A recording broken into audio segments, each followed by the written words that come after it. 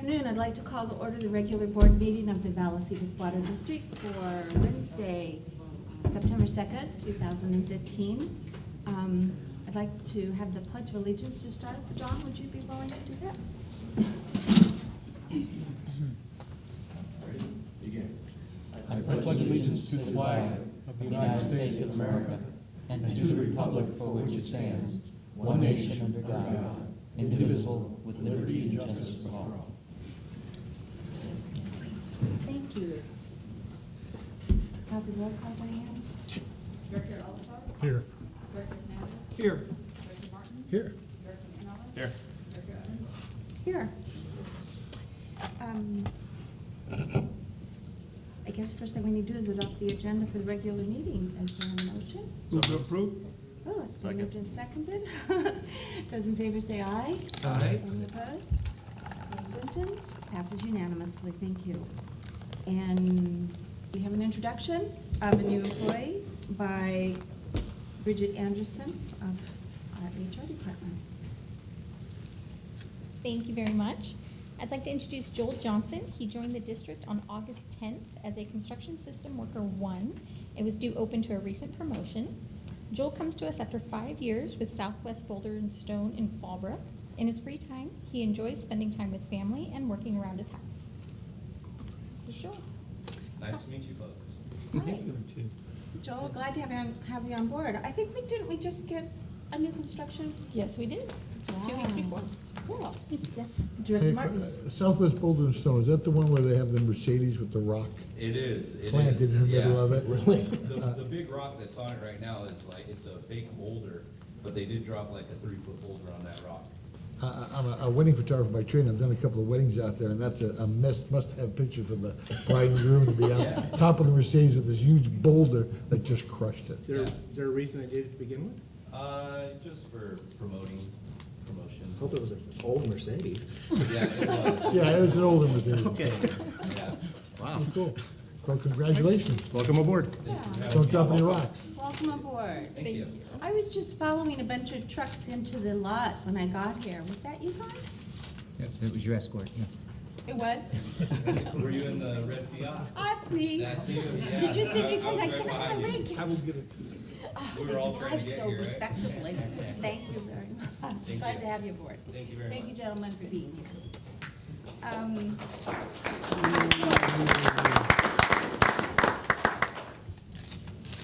That's been driving me really bad. Okay, oral communications, anyone from the public to speak? No. So we'll move on to the consent calendar. If there are no changes to the agenda, could we have a motion to adopt the consent calendar, which will include approval of minutes, the warrant list, the financial reports, acceptance of water and sewer improvements for the Prestige Academic Preschool, and final acceptance of the 12-inch water main relocation for Palmer College, as well as our Splash newsletter. Move to approve. Second. Thank you. It's been moved and approved, and, no, it's been moved and seconded. All those in favor say aye. Aye. Those opposed, say no. Any abstentions? Passes unanimously. Thank you. I would just like to make a comment. I really like that Splash newsletter. I like the Q&A part of it, but I love that you had something about the trees, because we've had I've had a couple conversations with people just about that very issue of, well, how do I do my tree that needs more water? So I really appreciate it within the Splash to say it's okay to soak them, because they were thinking, I have 8 minutes. So, excellent for me. Thank you. Thank you. Okay, action items, and it will be a drought update by Chris Robbins. Good afternoon, board members. So it's been about 1 year, almost to the nose, since we declared a level 2 drought here at the district. And usually I'll come to the second board meeting and give you an update on the drought status. But we didn't have that meeting in July, so I'm here in the first part of August. But I'll be back in 2 weeks with an update on the August figures. So some items that are brewing. The state has come up with an application through the State Water Resources Control Board, Department of Technology, Save Our Water, It's kind of a mobile app for devices and so forth that people can use, their smartphones and tablets, and report water waste up and down the state, kind of anywhere. The Water Authority's also produced one, and to date, we've gotten 6 from the state, and then 4 from the Water Authority water waste, but pretty benign ones and easy to resolve ones. The figures that we have, good savings again, the district was down 36% from July of 2014, and 37%, almost 38% from July of 2013. This is for the month of July. The good news is Sean has been kind of keeping us up to date on the consumption patterns and the production patterns for the month of August, and so his latest figure was that we were trending at 27% for August, which is good. August has not had those intermittent rains that we saw in May, June, July, so it means our customers are sticking with it, which is really good news. Residential gallons per capita per day for July was 83, almost 84 gallons, and then back in a year ago in 2014, it was 121. So that's good reductions that we're getting. Happy to see those figures. And then the drought calls, it's come down a little bit. We have been doing the HURL outreach, high user response letters, kind of reaching out to the really high users in the district, trying to get them to reduce their consumption. Had fairly good success reaching out to those customers, getting them to take efforts to make sure they reduce their irrigation scheduling and so forth. All good news on that front. And then the fiscal impact, water sales down 27.5%, less than budgeted. So it's mitigated by this favorable budget variance, the 0.2 million favorable budget variance, but the good news is as of the end of July, there was 8.2 million available in water replacement reserves, so good news. So I will be back in 2 weeks with information on August, but as I stated, the trend is good. Happy to take questions. I don't have a question, but go with Martin. Chris, on your update that you sent us yesterday, email, you cited that there was another apartment complex. Is it a different apartment complex that was cited? So there's, I guess I can spell it out. There's the one on Knoll Road that tends to over-irrigate quite a bit. And then there's one on Los Vallecitos right here, kind of across from, I would say there's kind of an ice cream warehouse over. Oh, yeah. And across from that, there's water runoff that's just happened for years. I went and looked on Google Maps, and it was back in 2009. You could see on Google Maps this runoff in the gutter. And so I've been working with the city staff over at San Marcos with the apartment manager, and then he has a construction crew, and so the construction crew pulled out the grate, and what I think has happened is they have this drain that's on the property, and I think it had filled up with leaves and debris, and then this water would fill up from rains and things, but never really completely empty. Like if you imagine 100 yards of pipe just filled with grimy water that slowly oozes out day after day after day, and so it's been cleaned out, and they had one minor setback where they did some washing of some concrete, but after that, again, I looked at it today and yesterday, all clear, all dry, right over on North Echo Lane, right over here. Great, thank you.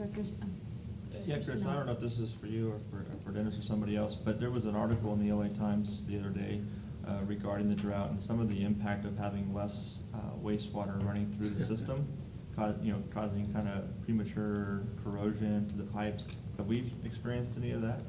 It's interesting, Director Snell, when we had the last 4 droughts, we saw a significant reduction in potable water, but we didn't see that much of a difference in the wastewater side.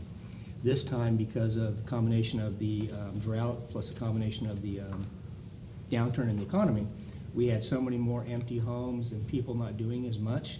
So we've seen the strength of the sewage actually go up this time. Unless they've got old cast iron in their systems, in ours, because it's mostly the clay, it's impervious to acid, The plastic is supposed to be, we'll see in the long term how that does.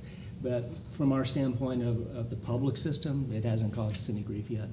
But it has gone, the sewage strength has gone up. This is the first time that we've seen that happen. Interesting. Thank you. Yes, Director. At the water reuse conference, they had talked about meeting the goals and who was in the sweet spot and who was being sent. Have we received any letter that we are out of compliance? See, Tom We shaking received a his letter head, that yes. we're, from State Water Resources Control Board, that we are in compliance. We're in Yeah, compliance? we've met our, Oh, yeah, good, that was it, thank you. we got the good letter. We got the good letter. All right, good. Well, there was actually, it's a very simple and it's obvious, it's a form letter, but when you're sending a letter out to that many agencies, it's either you're good or you're bad. And that caused some consternation because when they were bad, all it said was you're bad. Not call us, do this, do that. If you got the good one, you didn't care. Yeah. But- Well, Yeah. they went on to say that they're working with those bad folks. Yeah. And, you know, Yeah. nobody's going to jail yet. Yeah.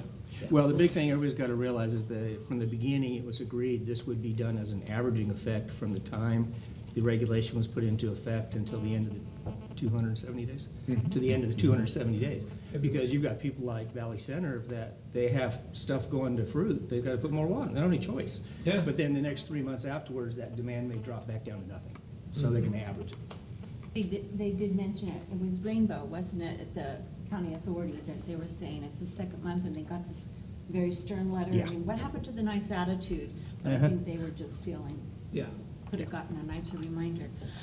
I don't know if this actually goes with this, but it is with a drought update, and you mentioned the app. I just wanted to bring you two things from the Water Authority. One was just some of their communication updates, and I'm sure you're familiar with it, but it was saying about the their app going on, and everyone was trying it at the meeting. But this one was, they have it's a presentation called How San Diego Prepared for This Drought, and the next one, and the next one. And they're trying to promote it as something for everybody to download and use it, so the whole region can give a unified response, and it really goes into what they've done and where your money's been spent. I brought you the little presentation, and I would like to see us download it, and I'd actually like to see it here too, if you could. Thank you, it's the second time they Can I talked to. take this? Is this for Yes, me? that's for you. Thanks. I thought it might be something to add to our collection. Super. Okay, the next item, Chris, thank you. Yeah, super. You're doing a great job. You guys are keeping so busy. James, capital improvement projects update. Oh.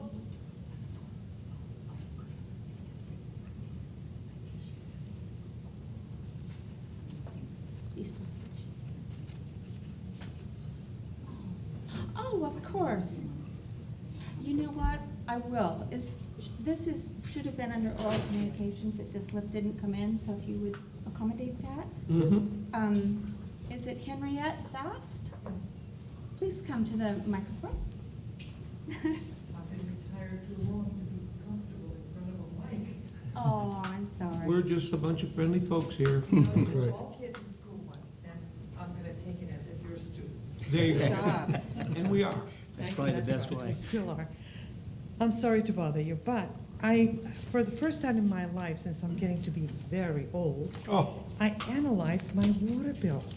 And I told my husband, you know, we're so thrifty. We do everything, even army baths. And you know, that's not fun.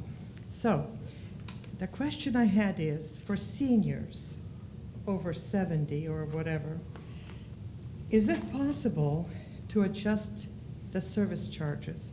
A third of my bill is service charges. And we all worked hard, and we're all fixed income. And I'm speaking for all of Lake San Marcos, because that's where I live. And we had water running down the street, wasting away. I finally had to take someone to court called San Diego County. And they fixed it. It took 3 years, but they finally did it. They diverted the water, fresh water, to somewhere else. And we were all slipping and falling, but that's not what I'm here. I want to save water too.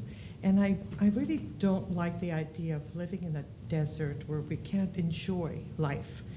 And when you have to scrimp and save, and that water in all the yards look like, boy, close to Palm Springs. But, you know, I don't like that at all, that discomfort of knowing I'm getting older and I have to pay all these fees, not just water. I'm happy to pay the water.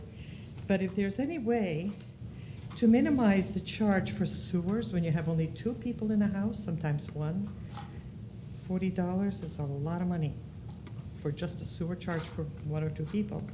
And all these other things. I called one of you, I don't even know who you are, but I discussed it over the phone, and it would be so great to lower these charges for seniors, if at all possible. And I don't know if you put this on a ballot, or if you do it, board members, if you do it here, I don't know. But it would be something to think about, because that's a lot of money, a third of my bill. Not just me, everybody. You Thank guys you. are wonderful, and I'm so glad you're listening. Jeez. But it's something, when you get old, you're all going to be this age one day. But. We're there now. Oh, he joined me. He joined my club already. Some of us are there now. I wasn't going to point that out. That senior D is what I've been looking for. Yeah, but it's just those charges, which is not water. Of course, we get access to water and all this and that, then you can charge us for that. Maybe they can modify the charges for the older people. Well, I'd certainly like to say it would be very simple. It's a complicated issue, and I don't know if, yes. What I will do, we do have your number, we'll reach out to give you a call. The biggest trick on that fact is the voters approved Prop 26 2 years ago. You did? I did? Yeah. Oh. And, well, I don't know if you did, but it was a statewide ballot. Oh, It was a statewide ballot, and what that ballot said was that we cannot charge a different rate just because you happen to be elderly or if you're infirm or anything else, because what happens is somebody else has to subsidize that cost for you to get a discount.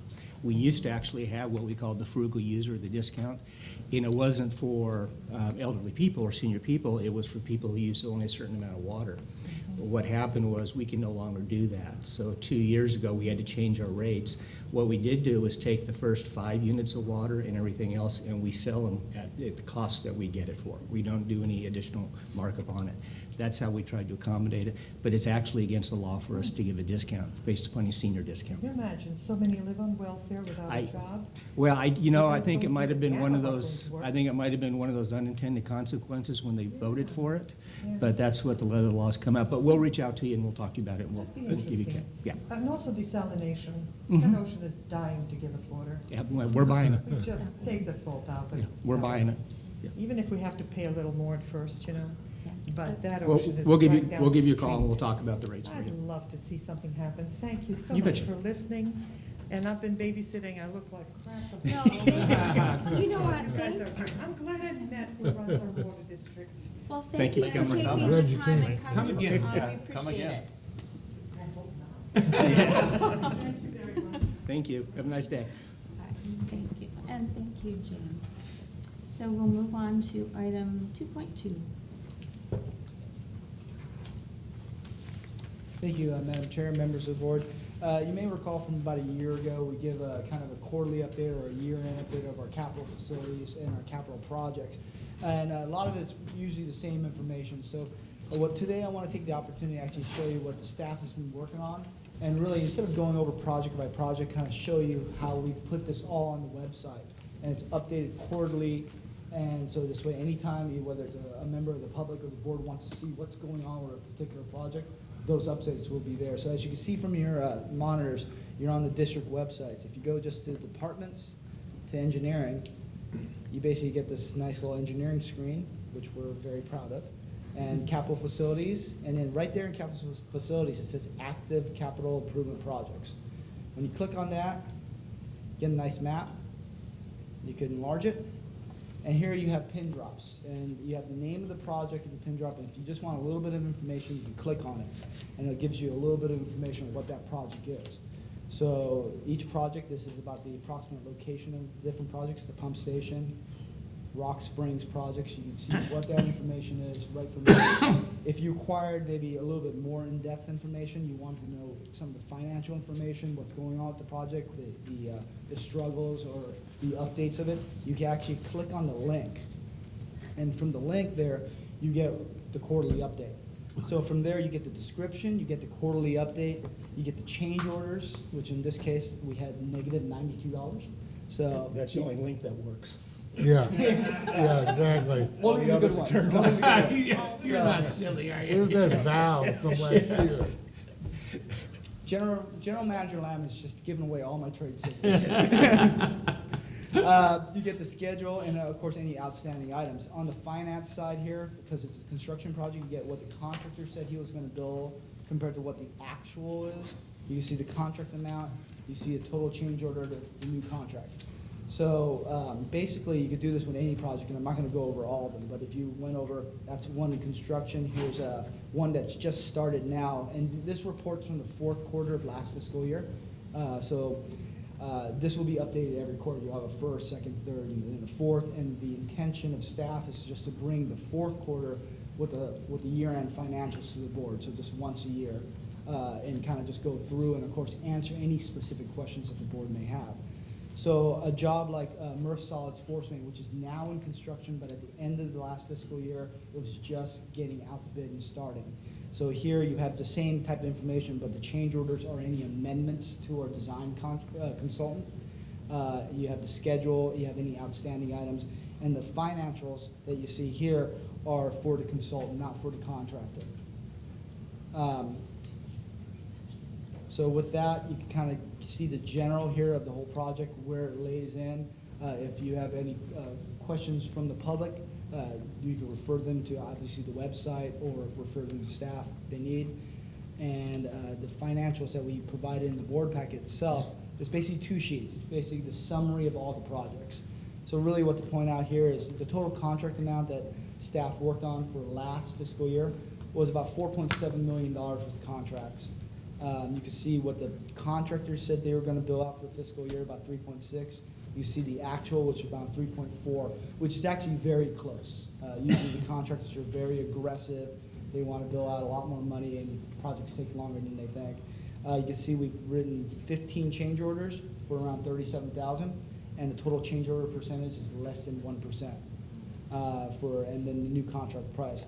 Down below is kind of the other generalized information of what engineering staff has been working on. So you have your design and construction support contracts with your consultants, about $3 million worth of that. About 2.3 has been paid out to date at the end of last fiscal year. Your CM or inspection services and your geotechnical, environmental, and miscellaneous, whether it's surveying, property acquisition, consulting, obviously geotechnical and environmental. Majority of that is our environmental consultant for our mitigation sites. And you can see where those percentages are. So at the end of the fiscal year, back on July 1st or June 30th, we're about 75% through all of our engineering contracts. And you can see on our construction side where we are.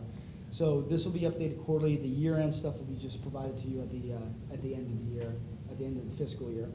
And with that, sorry, I have one more chart. So this chart here, and I apologize, it didn't frame in quite right.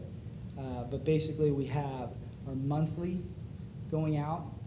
In purple is what the contractor has said projected, and this kind of bluish color is what the actuals are. And then what you see, the yellow line is the cumulative projected, and the light blue line is the actual for the cumulative. And on this column over here, you can see the cumulative amount. So if you follow it up, it's about $3.5 million. I believe the number was around 344 or so paid out for the fiscal year. You can see what the contractors thought there would be. And you kind of see how the cash, the flow of cash leaving the district as far as from the capital side goes. So this is kind of how the tools that the district staff use in engineering to kind of monitor and progress on how our jobs are going. With that, I'd be happy to answer any questions that you may have on capital projects. Dr. Sinel. Thanks, James. Can you give us, I know we talked about this fairly recently, but can you just give us an update as to when the Meadow Arc project along Melrose is going to be completed or expected to be completed? Sure. The job just started construction this fiscal year, and currently they have about 2,000 feet of pipe in. And I believe we have about 2 more months before the majority of the construction will be done. Jason Hubbard's our senior engineer in charge of construction, and my intention, if it's okay with General Manager Lamb, is next fiscal year, he'll have a full year of managing the CIP, and he'll be giving this report. Jason, is that schedule accurate? Yeah, they have probably about another month or two in the street. We're gonna have traffic impacts, we're gonna move into the plan, you're not gonna see that at all. Okay. Total product should be completed by February, this is the schedule, but they are moving much faster than anticipated, so I would expect that change. Yeah. Our contract completion date shown in here is March 16th, but we expect the work out in the street to be completed well ahead of that. Okay. And then secondly, to the traffic impact, so I drove past there Monday morning, it was first day of school, really busy, rush hour traffic, people going to work. And I know you can't, lay 2,000 plus, feet of pipe without impacting traffic somewhat, but can you talk a little bit about your traffic mitigation plan for that project? Because traffic that particular morning was pretty tough. Well, I could start out, and then Jason, you come on up. I know that we've been working with the city of Carlsbad, and we have some limited work hours and school drop-off and pickup times. I don't think they were adjusted for the first week of school, unfortunately. So we expect everything to kind of settle down, because those first week of school is usually a tough week. However, Jason, you want to give specifics? on Yeah, that? everything's been run through the city of Carlsbad, so we're working with them, they're traffic engineers, they've made the recommendations, and we're following that. They are receiving phone calls, questions, and it's basically what you're asking, when is this gonna end? Not complaints, just when is this gonna end?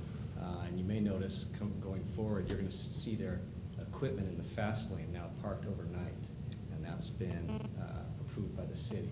And the basic concept is to just get them quicker out of the project, so. Okay. Are they putting any, traffic law enforcement resources to kind of, that one stoplight at Alga and Melrose in particular, it seems like some traffic control might be helpful there. Yeah, they should have all the regulated cones, signs, everything like that. As far as getting CHP or sheriff to step in, that usually happens if they start seeing problems, and that's usually the call of the city would make that call. You see that out on San Leon Hills Road for our pump station project. Law enforcement's been getting involved. Okay, thank you. Director Hernandez. James and staff and whoever put this, I want to commend you. I can't commend you highly enough. This is just too logical. You should make a trip around some of the other agencies and processes, because this is step by step by step, an excellent presentation, excellent program. It was the engineering staff that really put this together, and Chris's staff to help put it on the website to make it happen. So, Excellent, excellent. thank you. I'll Thank let you. them know. Say the same. Yes, Director Martin. And I was going to echo what Director Hernandez just brought up. I think that information is at fingertips now is fantastic for everyone. And I have to commend you personally. You have worked very hard on my vocabulary over the years with fugitive voters. I think that was you. And I just heard today pin drop. That's what that icon is called? I've never heard that before. Is that new to anybody or just me? I always call it a hot air balloon. Well, they have stick pins too. You seen the one where it's a stick pin? I've seen a stick pin, that Yeah. makes sense, but I never heard of pin drop. So I want to thank you for my continued education. For the water industry, I almost wanted to call it upside down water droplet. But Yeah. Too long. I couldn't, Too long. I couldn't, or a water droplet, we couldn't turn them around. Great job. Thank you, James. I also want to say it's a great program, but I really appreciate it when it's personally delivered to me by staff. It always helps me understand graphs far better. This is a beautiful program. Thank you. Any other comments? Fantastic. Great, thank you, James. Thanks, James. Okay. Looks like we're going to move to Aqua Committee appointment nominations, and Dennis, you're on a roll here. Excuse me, what you have before you is the, Aqua has the board, plus they also have the committees. Currently, right now, for committee members, we have Tom, which is on the finance. Director Martin is on the 2 committees, membership and energy committee. And Director Hernandez is on the groundwater committee. You have before you a list of all the different committees that are available. If any of you would like to stay on the committees you're on, or if there's others that you would like to be on, just let Diane know. And then what we'll do is we'll send that in on behalf of you for the committee. What they'll do is if there's more than one, they'll ask you to rank which one you want to be on more importantly than the other. And then we'll turn that into it, and then the nominating committee goes through that and assigns. It doesn't take board action. We just need to hear from any one of you that wants to serve on the committee. Just let Diane know. Just let Diane know. Yes. Don't we already have people on Yeah, committees? I'm sorry, yes, that's what, yeah, we have, Director Martin is on the energy and membership. Tom is on the finance, and he will be applying to remain on the finance committee. And Director Hernandez is on the groundwater committee. And this is renewed every year, or? We're term- going did I into miss the, that? we're go, every 2 years. Oh, 2 years, okay, Yes, thank we're looking you. at the 2016 and 2017 year. Great. So again, if you want to be on anything, you have the list of all the committees in front of you and what they do, just let Diane know. There's no action required by the board other than that. Okay, thank you. And item 2.4 is also 2.4, the Region 10 election, Dennis? Yes, what you have before you is the Region 10 election. And the way that process works is if you want to serve on as either chair, vice chair, or just as a board member, you turn in a letter of intent that you would like to serve. That goes through an internal AQUA nominating process. And then what AQUA does is they turn out what's considered their recommended slate. So the board can vote for the recommended slate. Or if you look below that, this is on page 51 of your calendar, of your packet, you can actually do it by individual nomination. So that would be up to the board's discretion if they would like to move with the recommended slate, or if they would like to modify and then pick the individual people below. So we need a recommendation. I move we approve the recommended slate. Do I have a second? Second. Okay, it's been moved and seconded to approve the Region 10 board slate. Those in favor say aye. All right? Aye. Those opposed? Any abstain? Passes unanimously. Great, thank you. I have to, if I could mention something about it, that's the Region 10 slate. Apparently, it was San Diego's turn to have the presidency. And it flips flop as to how many members there are. Yeah. They contacted the other two people, and they didn't want to do it. No one ever contacted me. When we were at the Region 10 DSAL thing, I had two people come up to me and say, hey, how come you didn't? And I said, well, I didn't know. I said, I don't have a clue. You know, no one contacted me, so I don't know what happened or whose fault it is. But I said, so we actually have now someone, they have the most amount of people, they have 4 to our 3, because I drop off, because I'm the latest one to go on, at least for 2 years. So it's just a weird circumstance that I didn't understand, and I don't know who did, if anybody did. I didn't know they did, because they reach out to everybody and to see what their preference is. That's my understanding how the nominating committee works, because it's an internal process for AQUA. Yeah. Yeah. well, And they try to go balance the Orange County and San Diego. They'll try to have 4-3, 4-3, 4-3. And that 4-3. switches every 2 years? That's what they tried, but if you recall, a couple of years ago, we couldn't get anybody in San Diego to run. And what was gonna happen was because nobody was running, it would have been a 5-2. You know, so it's just kind of timing on some of the sorry. stuff. No, it's good. Not be sorry, I'm just saying what happened, so everyone understands what happened. We don't have that happen again. Thank you. Thank you. Okay. Item 2.5. Yes, this is CSDA, California Special District Association. As it indicates here, and you have a list in front of you of expert subject matters that they have, that they would like your assistance in. As it says, they might talk to you once a month, they might talk to you once a year, once a quarter, but if something comes up that might be a finance topic, or it might be a regulatory issue, or well, or something like that, that CSDA needs expert input from, what they would like you to do is volunteer to provide support to any one of those categories. Again, this isn't a position, and it would only be called if CSDA chooses to do it. It's usually a telephone call only. We are members of CSDA, so there's no conflict with you guys doing any of this, nor taking the phone calls from home or doing that kind of stuff. So again, if any of you are interested in wanting to serve on any of those potential subject matter expert type things, just let Diane know that what we'll do is we'll send a form in that you're willing to serve on that group. So And there's no board action required. Okay, that, we just need to know by October 9th, we need to do that. Correct. All right, item 2.6. Would you like to speak first, Mr. Hunsaker? You actually have more than one speaker? Well, not on this. Ms. Dickerson, I'll call you up after the action items, which will be I momentarily. apologize for being late. Oh, no, we were just very quick. Routine. It's okay. We're almost finished, so I'll put you on there. Thank you.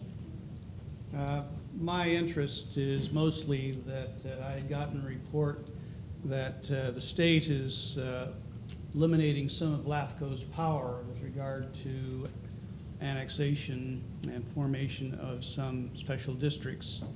The report I had was that water was particularly involved.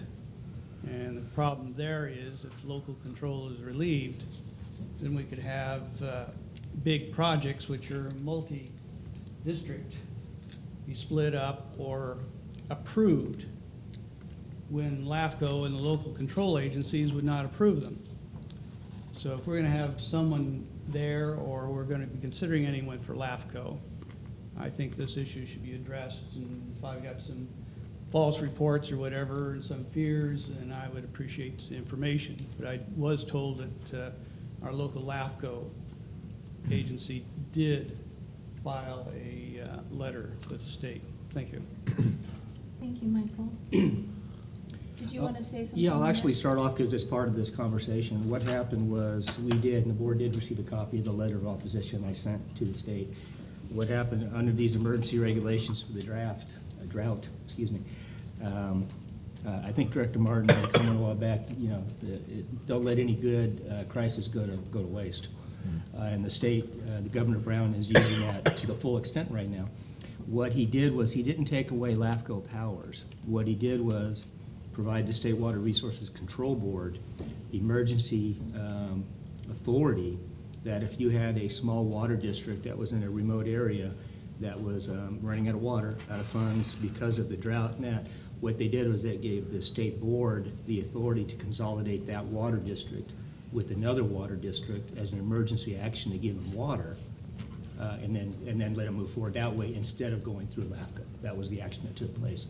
The trick is when you got a little water district like our lectern standing out here in the middle, and there's no water district within 15 miles, who are you going to connect them to? You then tell that other water district to spend the money to put a 15-mile pipe in. That's where the ambiguity went, but LAFCO did submit a letter opposing it, as did, I think, just about every water district in the state. And on that note, what you have before you is you're aware that there's the commission, then they have the special district advisory group. Mr. Director Hernandez was on this 2 years ago, I believe. Before that, it was Director Podol. What they do is they meet and discuss any items that are relevant to water districts, sewer districts, any special district advisory type role. The one that they're meeting on right now, and they've had a lot of input on and a lot more meeting than normal, is the Rainbow-Fallbrook merger that LAFCO's hearing on the 14th. I believe it got moved to the 14th this month. So that's one time that the Special Advisory Committee has had a lot to do and look at a lot of issues. Usually it's a very small amount of input and work. But if you go to page 54? 57, you will see the commission. There's two commission positions which do take a little more amount of work to get involved in. You can see the two incumbents that are running for that, Joe McKenzie and Ed Sprague from Liebenhain. But down below, you'll see this, I think there's 6 or 8, 1, 2, 3, 8 seats that expire October 2015. So if any of the board would like to serve on the Special Advisory Committee, we just need direction from the board, and then we'll nominate and send that nomination in on behalf of the district. Just to clarify this then, Joe is running, as far as we know, but there is a vacant seat available. Right. No one's running for it at this time that we know of? No. And Edmund Sprague is running again, but is he as? He is actually running, the way it is he's actually running to fill the vacant seat. The vacant seat and But then the if alternate. he doesn't get it as the vacant seat, he falls right back into remaining as the alternate. Sort of like if you're the governor and you want to run for presidency, but you don't win it, you get to go back to be governor. Well, what I was wondering is, if Ed makes the vacancy, then is someone chosen, appointed as the alternate at that Yeah. point? What they will do then is what happened last time, is they will go through a list of nominations, and if they have enough people left that want to fill the vacant position, they will fill it from the nominations that they've received. Okay, great. And then the other one, And they're also trying to stagger the terms, because otherwise they will both come through at the end of the term at the same time. So they're trying to That's the move. date. That's what those 3 little footnotes are for. okay, Thank you. So if there's anybody that does want to serve on LAFCO, we are obviously a member of LAFCO. That's on the attended meeting, so that would be authorized through existing policy. Again, we just need to know, and we'll turn your name in. And again, that's the October 9th deadline, I Yes. believe. Okay. And yes, I think LAFCO is a really important one. And Yes, by I'd like October to 9th. Step forward on that. Okay, that's the end of the action items, but before we go to reports, I'd like to invite Catherine Dickerson up. She was late for our oral presentation.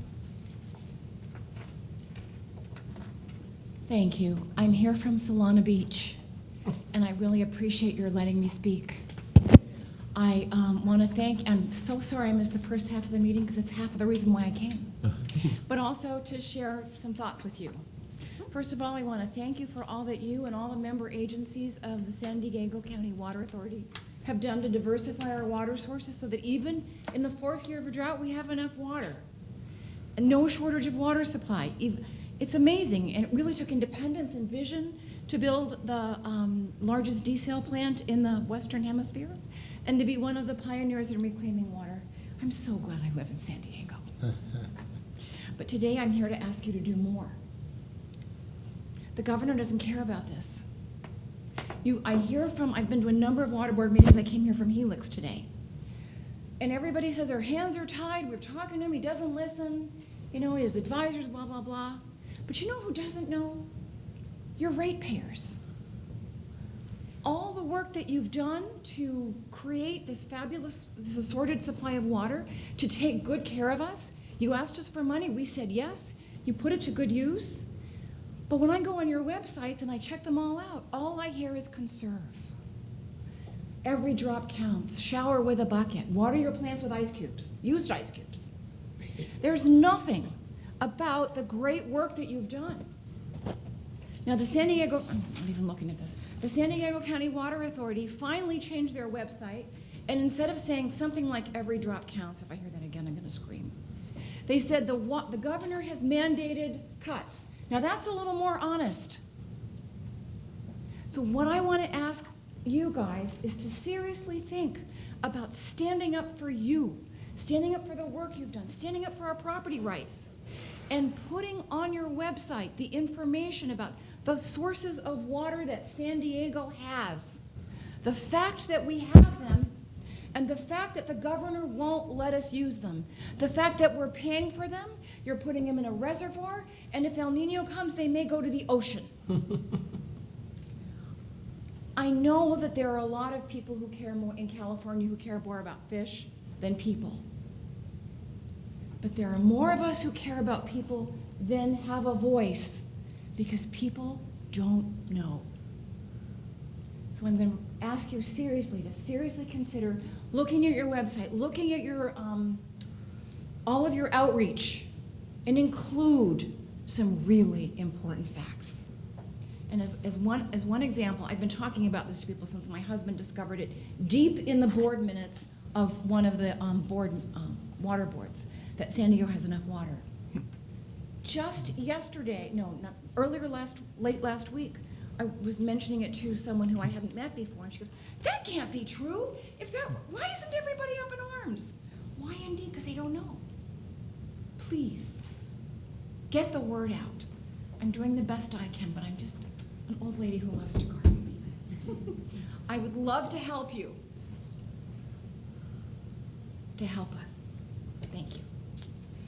One moment. I'd like to thank you, Catherine, for your enthusiasm. I've heard you speak at the Water Authority as well. And as you know, it's a very slow process.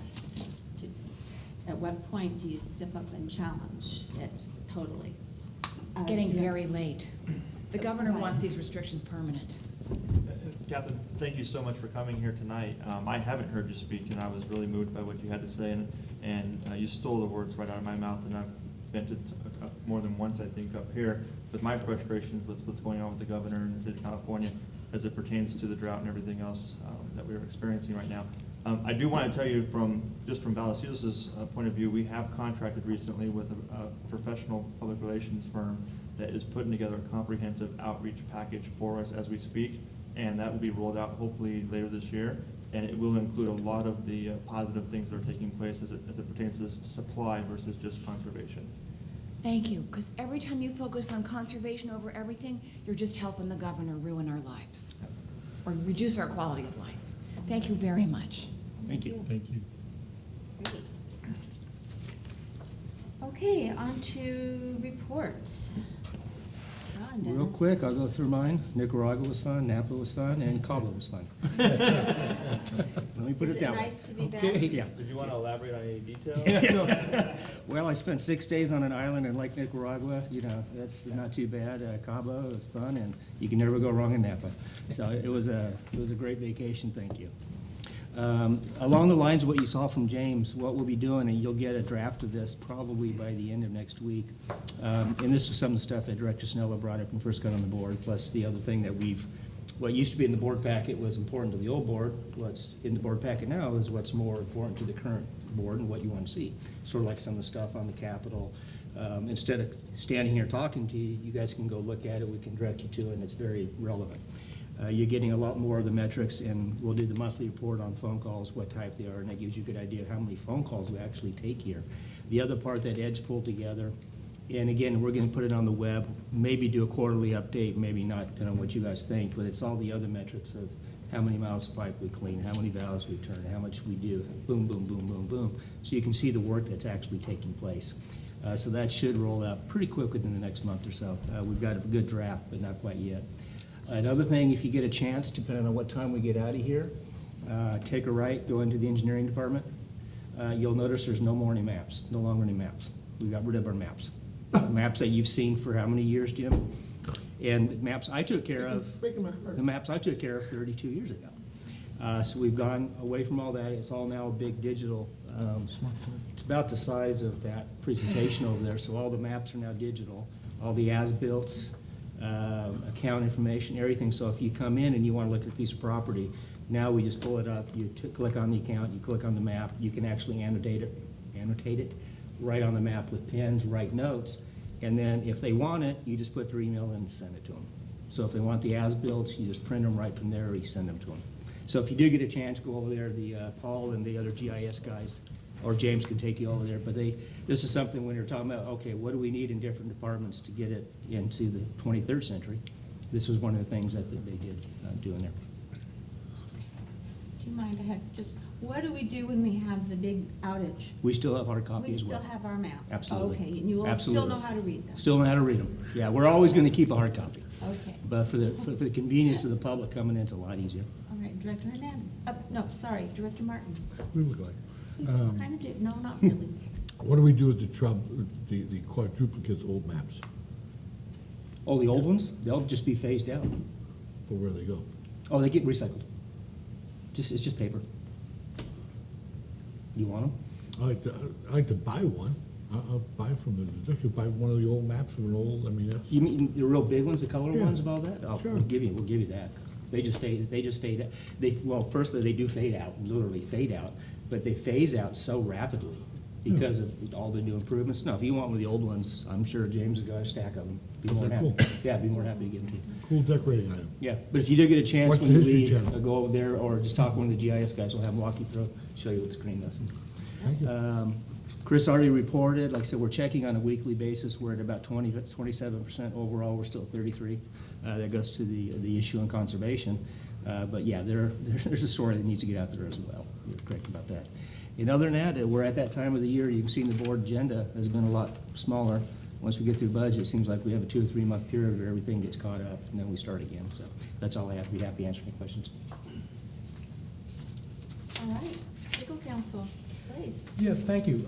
We're following an interesting case out of the First District Court of Appeals up north that construed a provision in the California Public Records Act that pertains to when does an agency lose the protection that it is afforded by the exemption language of the California Public Records Act in the context of disclosing documents to a requester that it later finds out shouldn't have been disclosed because they were subject to privilege. That happened in the case of the Newark School District versus Superior Court of Alameda County, The school district had received a number of Public Records Act requests from a watchdog agency within the community, and in their haste to respond to the act, or to the request, they actually turned over approximately 100 pages of documents that they later discovered were subject to the attorney-client and the attorney work product privileges. I say later, they actually made that determination within hours of turning the documents over, made an immediate request to the parties who had requested the documents for their return. Those parties resisted and said, no, you've waived it, and they cited to the provision of the Public Records Act that you can find at Government Code Section 6254.5 that reads as follows. Notwithstanding any other provisions of law, whenever a state or local agency discloses a public record which is otherwise exempt from this act to any member of the public, this disclosure shall constitute a waiver of the exemptions specified in 6254, 6254.7, or other similar provisions of law. So in other words, folks, 6254 lays out the exemptions to the act. You waive one of them, you waive it for everybody. That's the seeming thrust of this statute. So the district goes in, tries to seek an injunctive relief, a temporary restraining order. It's originally granted. The trial court makes the determination, no, that language is pretty clear. There is nothing we can do. You disclosed it. The appeals court takes a look at the issue and says, what's the real definition of the term disclose? The rules of statutory construction, which the trial court set out to try and follow, is first look at the plain language of the statute. If it's pretty clear on its face that it means what it appears to mean, then the language is where you stop the inquiry. In this instance, the appellate court latched on to the two different definitions of the word disclose that the parties were urging on the court. The school district, as you might understand, was saying disclosure requires an intent. Disclosure requires some conscious decision on the part of the agency that this stuff needs to be turned over, which was not present in this case. And the watchdog agency personnel that were contesting this were saying, no, disclosure is revelation. It doesn't matter whether it's accidental or not. And the appeals court was taken by both definitions and made the determination that both of these are essentially reasonable definitions of this term. By making that determination, that allows the appeals court to go away from the plain language of the statute and look at legislative history and look at other acts and other statutes that are addressing the same topic.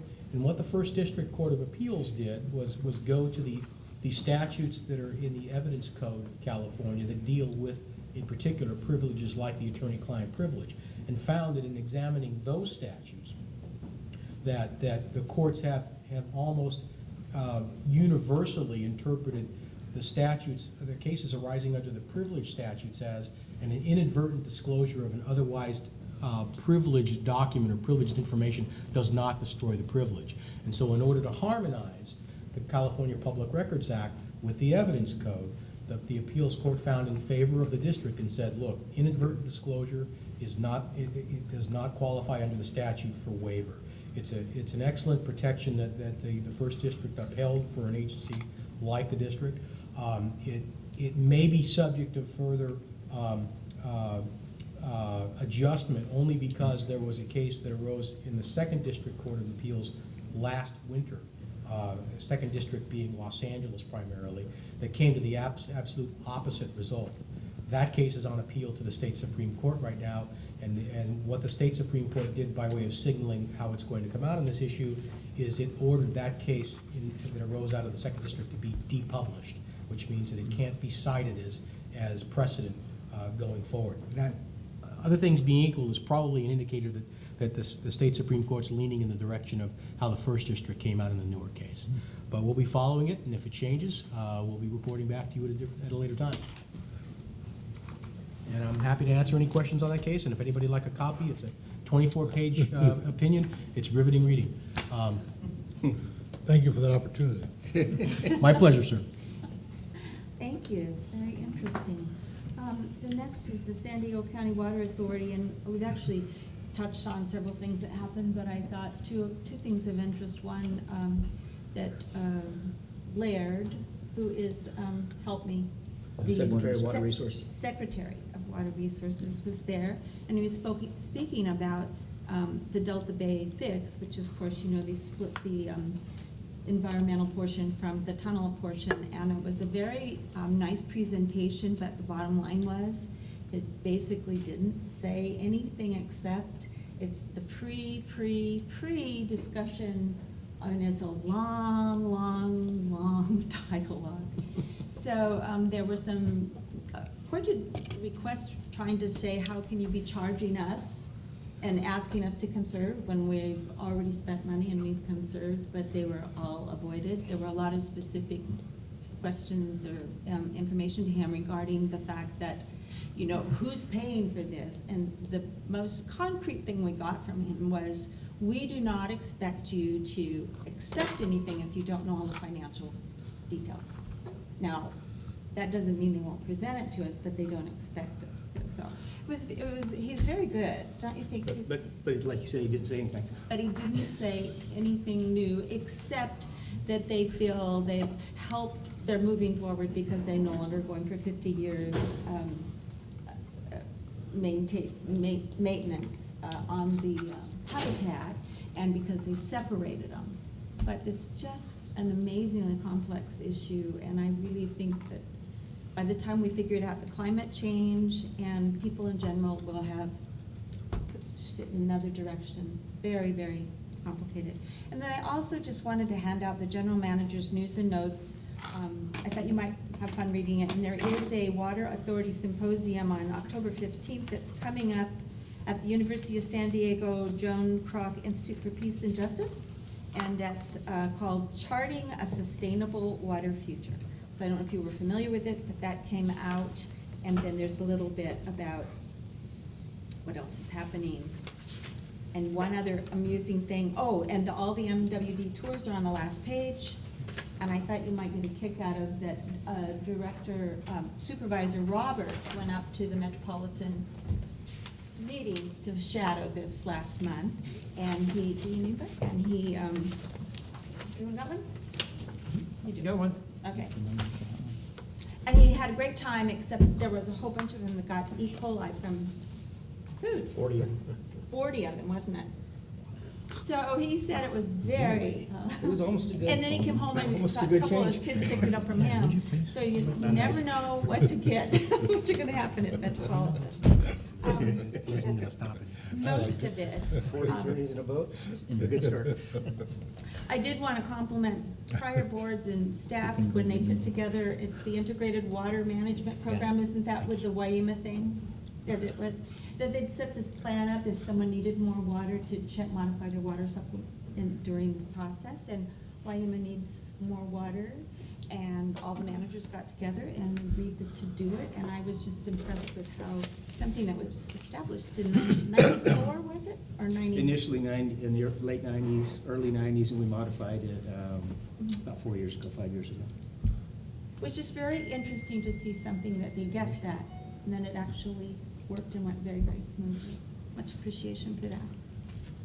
Okay, and the next report falls on you, Director Hernandez. The Encina Wastewater Authority, we had a fine ribbon cutting on our fats, oils, and grease, and that place is as thick as, well, you could eat off any one of those pipes, and just a minor whiff of odor occasionally that while we were there, but man, I was impressed at how clean it was. And cut the ribbon, it's producing fats, oils, and grease, and generating energy, and got a big check from San Diego Gas and Electric, $150,000, I believe it was.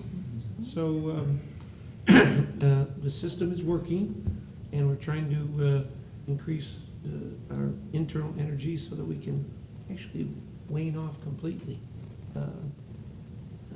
And that's the long and the short of the meeting, but frankly. Thank you. Director Oliver. I did not attend the Policy and Finance Committee. I was on vacation in August.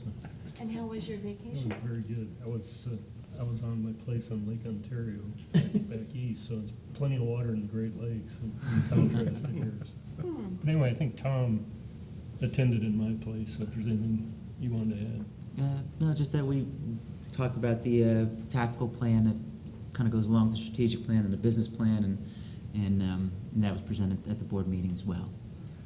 That was the highlight of it. Excellent. Director reports on travel, conferences, seminars, or other attendance. Director Sunilla.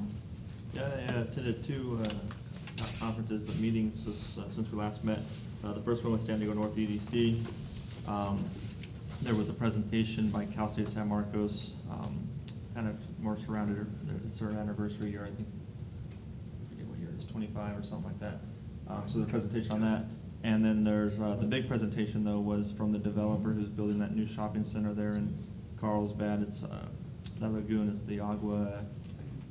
Thank you. Stinky Lagoon? So the 8515 plan, so that was interesting. Doesn't really have much of an impact to Vallecitos for our customers specifically, but it was just kind of a nice regional update. And then secondly, I went to the CSDA meeting, and the fire chief for the North County Fire Agency was giving us an update, and he was really trying to relate what they're doing and the dryness of all the brush and everything that's out there with regard to the drought, and what they're doing to prepare for what they expect to be a pretty tough fire season. Gave us an update on some of the increases in helicopters and how they're trying to collaborate even more efficiently with the military and using their resources in those times of need. So it was an interesting presentation. Anyone else? Director Allen? I attended the Urban Water Institute annual conference in San Diego, the 26th, the 27th, and the 28th. A lot of good speakers and a lot of timely topics, mainly with the drought, but there was a couple of really good ones were the San Diego Pure Water Program presentation, and one drought preparedness in San Diego County and differences from the 1992 drought given by Mark Weston, board chair at the Water Authority, very good. A couple presentations on the Colorado River and drought shortage and drought considerations, and finally one on enforcement of emergency water conservation regulations from a gentleman, the enforcement officer with the State Water Resources Control Board. That was a pretty emotional topic, and so he outed the gang of 9 agencies that didn't make the initial savings, and that was preceded by a presentation by Paul Jones, General Manager at Eastern Municipal Water District, on how unfair the emergency drought regulations were. So it was a pretty heated discussion. Very, very, yeah. So, very good conference. Director Martin? I'll work backwards. I also attended the UW Urban Water Institute. And that was a heated discussion, but I thought Paul Jones did a wonderful job. Mm-hmm. But I also think the State Water Quality Czar did a wonderful job in explaining that they're really trying to work with agencies. They're not really trying to use a stick on them. They want to hit the numbers and they want to help them. And he cited them as being one of the best. Paul Jones as being one of the best as far as what they've done. I think we've been one of the best at what we've done. The number of 38% is incredible. And we should really tout that, what we have done. But that was really good. What I really enjoyed for a little levity during a crisis was Las Vegas, Nevada has a slogan and a logo, and it's a picture of a house with a family upside down in the yard and their heads in the turf, and it says, "Get your head out of your grass." And that's for turning in, for changing over all their grass and getting rid of it, which they've done a great job at. But I thought that was very good. For Las Vegas, you'd expect something like that. They've had some good things. They have over some the good years. logos, so that was really good. I also attended CASA the week prior to that, and that was interesting. And of course, the California Association of Sanitation Agencies. That was also very interesting. Great keynote speakers, but everyone is talking water reuse, indirect, direct, purple pipe. I mean, they're talking about all of it, and I think that's great to hear. On the 14th, I also attended Aqua Region 10's DSAL thing that we had at Pacific Palisades. I was there with Mr. Hernandez and our fearless leader, President Evans. President? Yeah.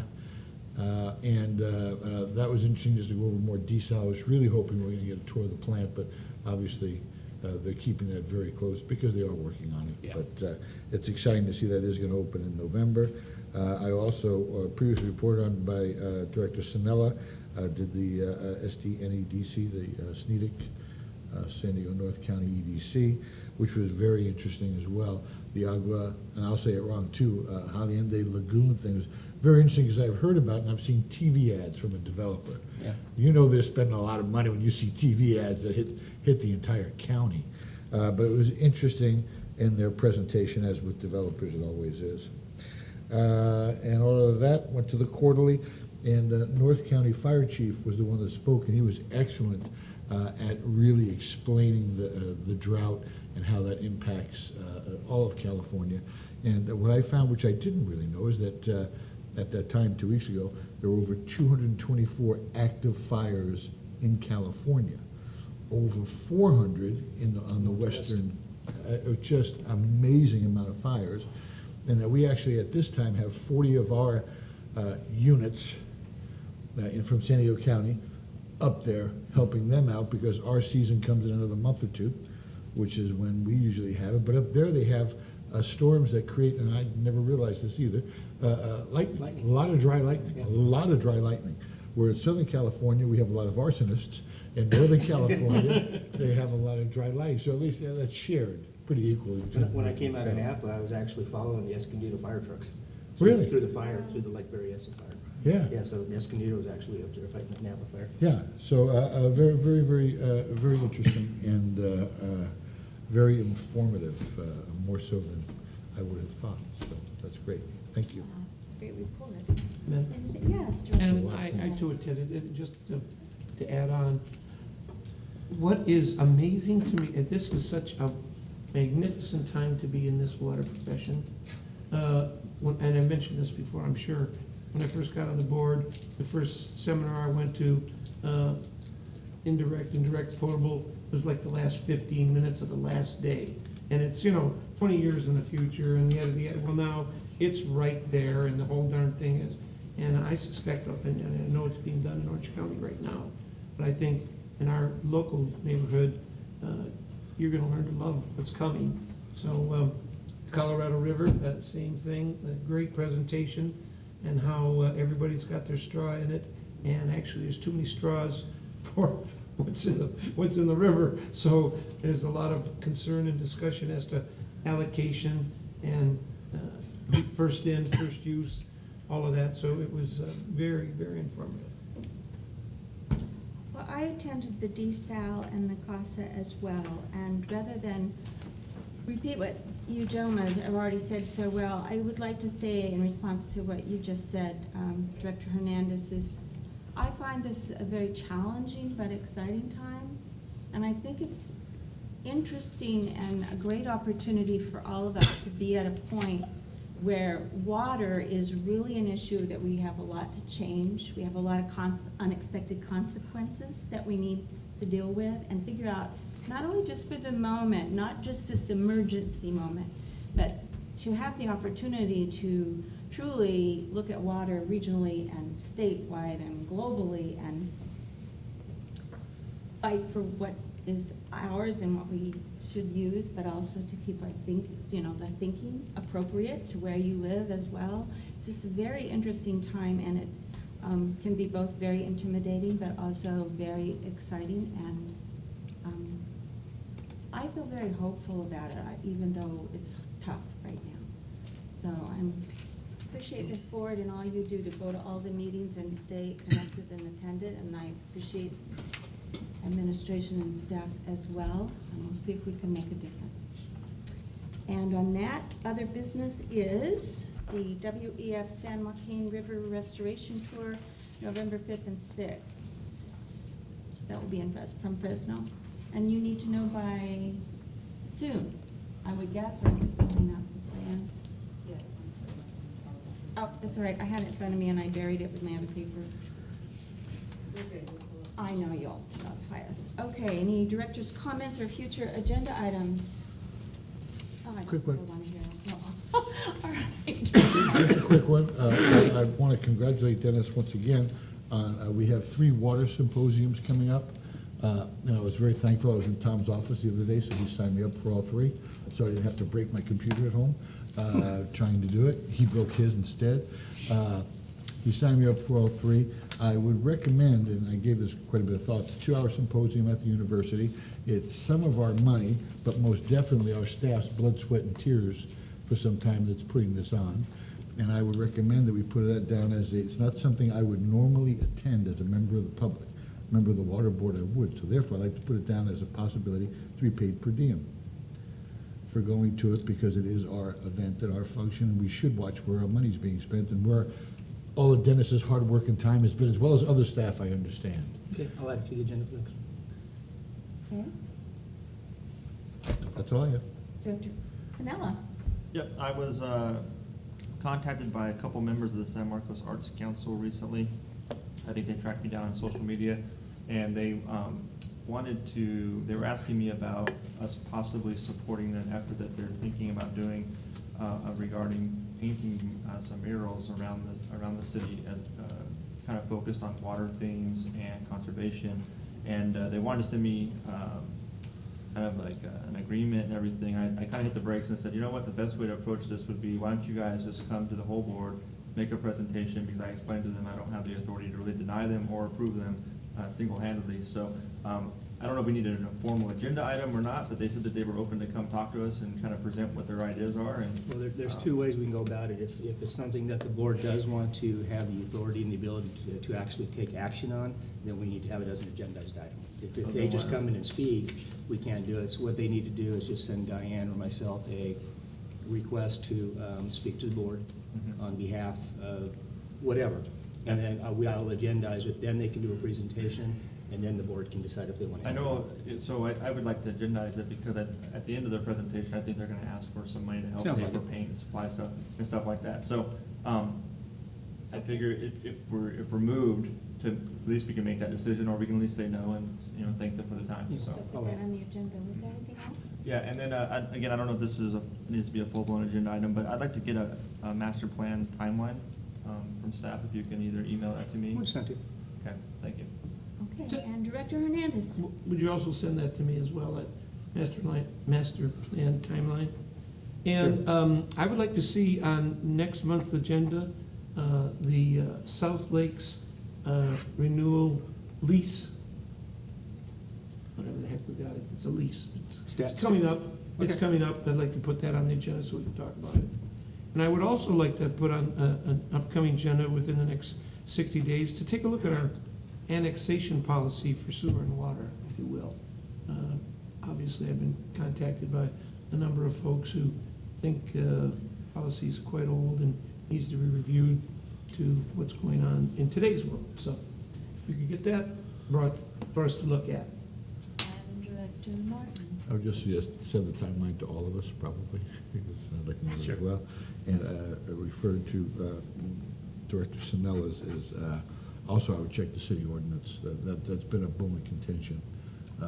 Before we act, we should let the city tell us what their laws are, because they don't allow boxes being painted at this point in time. Yeah, I have no idea what their intentions are. I have never even met these folks. I think they found me on Facebook and they reached out, so. You're We're hard to here find, listen, you're right? hard to find on Facebook. I know. We're all over the place. We'll get this, well, we can find you on Twitter, if not that, we'll find you. Yeah. No problem. We'll get Hal those- looked me up in the phone book, couldn't find me. so- Exactly. I You still know, have that if you one. actually ask somebody, they say, well, do you have I couldn't so-and-so's find phone one number? the other day, Hal. Did you ever look in the phone book? And you get this blank look on their face like, What's a the phone book? Yeah. okay, so we'll get those If there's agendized over the next nothing month or else- so. Nope. Okay? Adjourned.